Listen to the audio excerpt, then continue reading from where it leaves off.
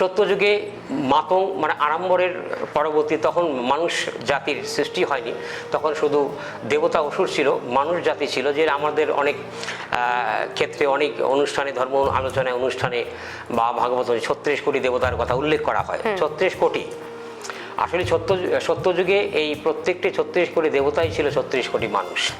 কারণ সত্যযুগের এক একটি মানুষই হচ্ছে এক একটি দেবতা, এক একটি মানুষই এক একটি দেবতা। অর্থাৎ সত্যযুগের সেখানে মিথ্যার কোনো কিছু নেই। একমাত্র মিথ্যার আশ্রয় নিয়ে বা মিথ্যার জন্য যুদ্ধ করতেন অসুর জাতিরা।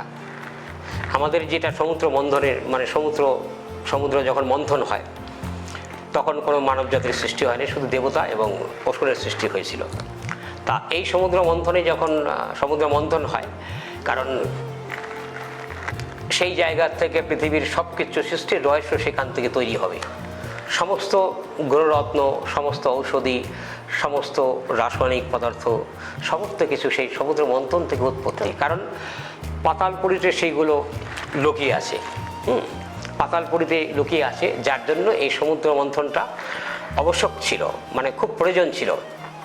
কারণ সৃষ্টির রহস্যের আগে যদি সমুদ্র মন্থন না হতো তাহলে সৃষ্টির কোনো মূল্য থাকতো না।